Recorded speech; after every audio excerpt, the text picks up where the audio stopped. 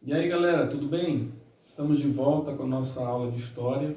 Agora nós iremos trabalhar sobre a filosofia medieval. Eu chamo destaque, peço que você preste um pouquinho mais de atenção em relação a esse assunto, porque ele não é apresentado no nosso capítulo referente ao feudalismo, à Idade Média na Europa Ocidental, ok? Tome suas notas, preste bastante atenção, mas antes vamos fazer uma breve oração. Querido Deus, bondoso Pai, nós te agradecemos pela vida, queremos te pedir que continue nos protegendo e nos ajudando neste momento difícil. Perdoe os nossos pecados e fique conosco em nome de Jesus. Amém. Muito bem, gente. Na aula passada falamos sobre a arte medieval, né?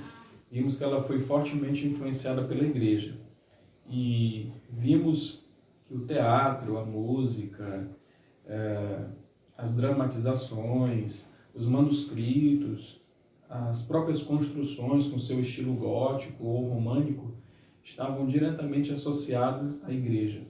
Portanto, a arte medieval ela apresentou um caráter teocêntrico, ou seja, Deus era a fonte de inspiração e da realização de qualquer tipo de arte durante esse período na Europa Ocidental. E também o teocentrismo ele influenciou bastante a filosofia. Os temas religiosos eles predominaram durante a filosofia medieval.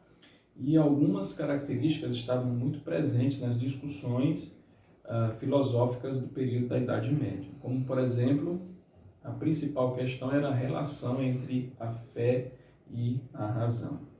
As discussões envolviam temas como a existência do ser humano, a existência de Deus, a natureza de Deus.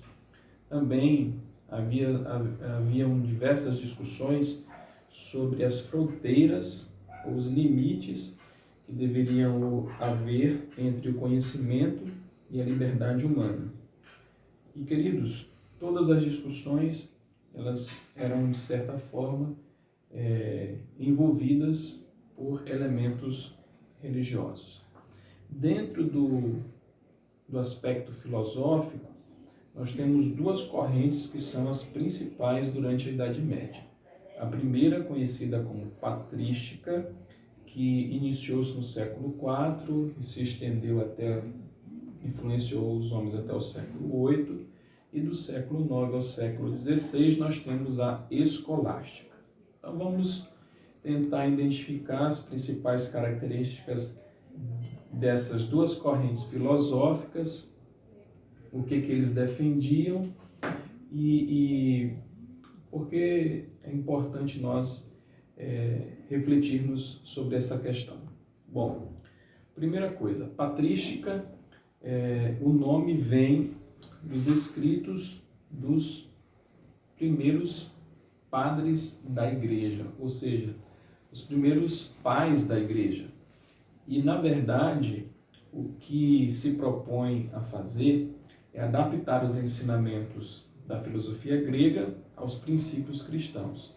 Esse período, ele é um período onde a Europa ela foi muito influenciada pela cultura helenística, pela cultura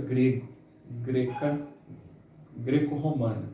Então você vai observar uma tentativa dos escritores ou pensadores da igreja de adaptar a fé às questões da razão. Então, essa corrente ela foi fortemente influenciada por Platão, e aqui você percebe uma forte relação entre a fé e a razão, sendo que a razão ela serve apenas para confirmar a fé e, portanto, ela depende da fé. O principal ícone, o principal pensador desse período foi Santo Agostinho. Agora, a escolástica, o seu nome está relacionado ao período em que surgem diversas escolas, diversas universidades, por isso esse nome.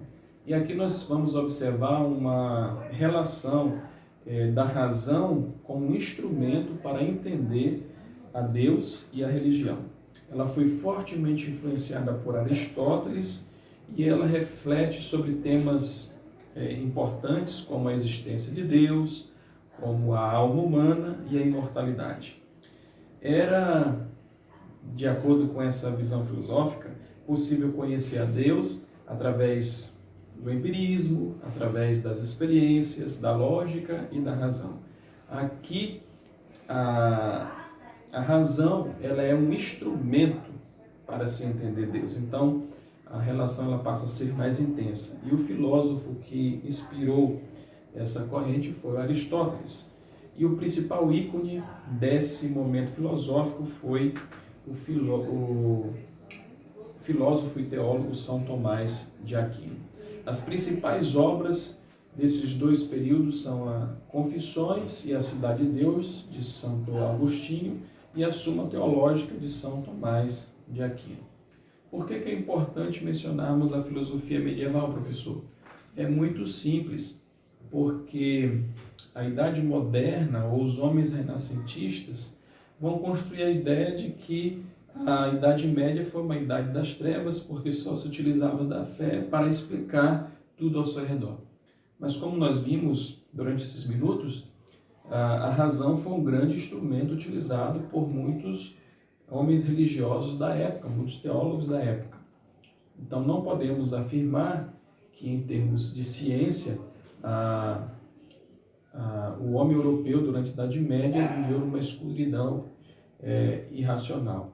Na verdade, a razão passou a ser muito trabalhada durante todo esse processo, em especial na escolástica, que vai servir de base para vários movimentos racionalistas aí da Idade Moderna, tá certo? Espero que não tenha ficado nenhuma dúvida e voltaremos a nos encontrar. Dá uma olhadinha na atividade proposta que eu vou colocar na plataforma e preste bastante atenção para a devolutiva, tá certo? Um abraço, fiquem com Deus e até a próxima aula.